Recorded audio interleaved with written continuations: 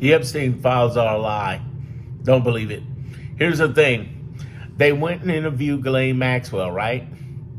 And there's a little trick going on. So listen to the end and hear this. Because if you don't hear the end, you're going to end up hearing everybody else tell you the biggest lie on the face of the earth. And you're going to be mad. You're going to be screaming it. And you're not going to hear the truth. Hi, I'm Darren Monroe. I worked on Kamala Harris's campaign on the engagement team last year. And I have 30 years branding marketing experience. I'm telling you the tricks that Trump pulls because I know. And I can take you from this chaos that he always creates to clarity in this very channel. And speaking of clarity, it's sponsored by my Clarity group, which I just had a 2-hour session with. You definitely want to get that. You'll feel 1,000% better because if you're stressed out about everything going on with Trump right now, you should get my Clarity group. You should be in there. Click the link in the description or go ahead to the homepage and click the link there, okay? Especially before the price goes up and everything. Here's the deal. What's happening right now is they're talking about, well, we're finally going to release the Epstein files. Remember last, what was it, March? He said he's going to release the JFK files, but it was the same files from the first term. Remember when he said, I'm going to release the MLK files, and now we know the MLK files wasn't the total files that he released. He's a liar. All of them are liars. But here's the thing you got to pay attention to as we get into the end of this. The reason you will never, ever get all of the files come down to 3 core things. And I'm going to break them all down to you right now. Listen to this as I go into detail because this is going to be kind of deep, all right? The first reason is that they can't release everybody's accused name. Because if they do that, unfortunately, it's going to put people in trouble. And they may not have done anything. They may not have been on the list or part of the Epstein society. They just might have been somebody that they suspect or somebody who might have been associated with Epstein as a banker or as a blah. So now all of a sudden they got to be on that list? I mean, it's not necessarily true if that's the truth.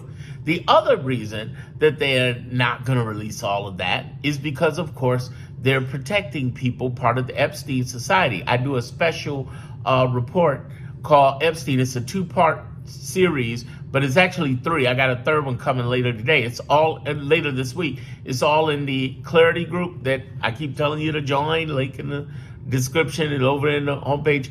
The whole idea behind that is that what he's doing in number 2 is this. He is pretty much protecting a society, not just himself, a society. Here's why. Because if he opens his mouth and lets that society get exposed, they're going to expose him and they're going to expose his sons. See, it's not just Epstein, it's the society. What I mean by that is the sex trade society that's been around for 100 plus years. They travel on planes and luxury yachts. They go everywhere and it's in our very backyards.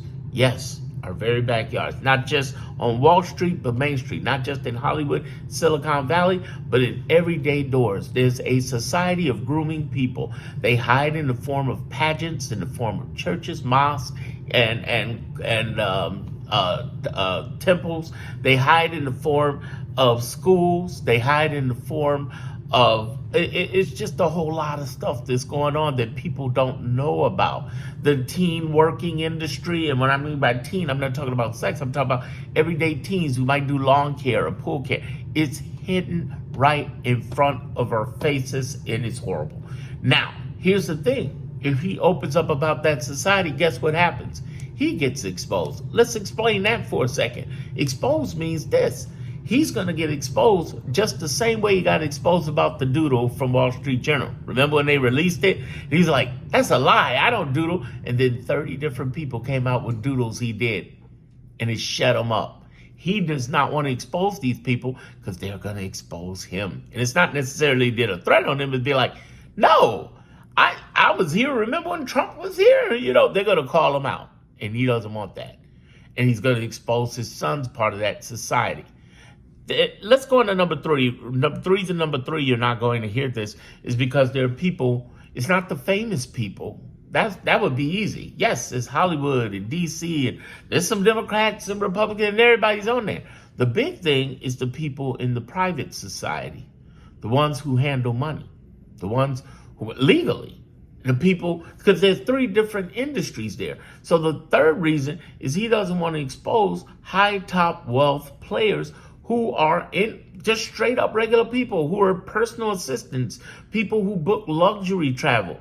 In my Clarity group, I have a part 2 of Epstein where I talk about luxury travel on planes and on boats and even on vehicles across the country and across other countries, how they travel in the sex industry. And there are 4 different things: sex, money, guns, and drugs that move around. And here's the weird part about it. There's a legal area, a gray area, and a black market. So it's not all illegal black market. It's a combination. And when you combine this with a very right in your face, you don't even see it, grooming society, it becomes this really weird shit that opens up a Pandora's box of questions that, one, like I said, he doesn't want people to see because it could, expose him. It could expose people who could expose him and his sons and everybody else involved with this society. And it could expose a lot of power wealth brokers who would, again, it would be a real bad blowback. And the other part of number 3 is the intelligence community. Yes, they're involved because not only Epstein was a spy, yes, for Mossad, for CIA, but at the same time, you have this other part that is absolutely beyond amazing of intelligence community that is involved in moving money, drugs, guns as a byproduct. Think about it like this. Remember the Iran-Contra affair? That was nothing. Nothing. Remember the drug sales that were happening and Rick Ross, the real Rick Ross drug dealer, got out because he said he was set up by CIA, and he was. And they were trying to sell money and get money down there for, El Salvador or whatever they were raising money for. All of this stuff is much bigger than you think. Gigantic. How do I know it? Because I worked in film and music for several years, and I was exposed to it. And here's the weird part. Most of you were exposed to it. It doesn't come in the form of women chained up or men chained up or boys and girls chained up and here they are. No. Just the opposite. The most dangerous ones are the ones that don't have chains at all. It's not like the Taken movie. It's a group of people who have groomed people, young people, either young as in 20s or young as in underage, to be of service. Yeah. And it opens up a lot of people who would come back, yes, on Trump, yes, on his family. And this society I'm talking about in my Clarity group is something that happened 100 plus years ago through the entertainment industry. The biggest star in movies, the first big blockbuster star in movies was Charlie Chaplin. The first big blockbuster movie, you may not know this, is Birth of a Nation. Look it up. The most racist film ever. Birth of a Nation. And the person, D.W. Griffith, who did that guy there, he was in the kids. He sucked. There's a whole society for the last 100 years that have been doing this, y'all, and it's crazy. True, it is. It's horrible. But at the same time, it opens up that whole world. They can't give you real information. Here's the last part I want you to think about. I've given you these 3 things, but here's the last part, and I mentioned it a little bit in the beginning. They went to Ghislaine Maxwell, interviewed her, right? Now, they said the word was they were going to ask to get 100 names. 100 names. Bullshit. They got 300 names. They got as many names as they could get, and she gave them as many as they could get so they could get out. So she could get out, out of prison. And she's going free. You see how it's going. They're giving to a least maximum security. It's happening, okay? It's happening.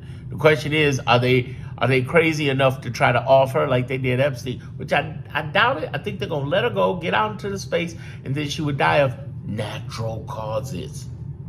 But here's the thing I want you to think about, and this is pretty deep. Ghislaine Maxwell gave them hundreds of names. What do you think the Trump administration is going to do with that? What do you think the Trump administration is going to do with that? You guessed it. They're going to go after whoever they want to, whether it's Democrat or otherwise, and basically Trump's going to grift it. He's going to grift it for power. He's going to hold that over people. And he's going to use that for political advantage and every other kind of advantage. Who could be on that? Who could be associated with that?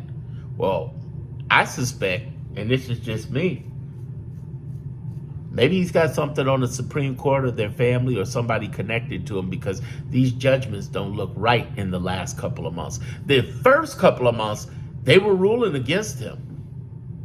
Then all of a sudden, they weren't. Something's up with that Supreme Court. I think we all know that. But what I'm saying to you right now is that he could use that to his advantage to take down people in whether it be politics or celebs or whatever. That would be a master list from Ghislaine Maxwell. So on one end, he'll say, oh, stop talking about Epstein. We released the list, which wasn't the list. Ain't never going to be the list. Media already found out that they redacted Trump's name. Do we really believe that?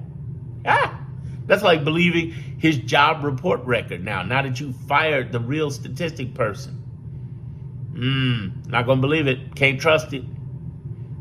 He suffers from what I call, you know how our tribe calls about it? We call it what? Liabetes.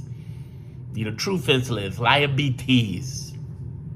He's lying like a rug. And what we got to recognize, not only the lie, but we got to be able to take it on. The truth.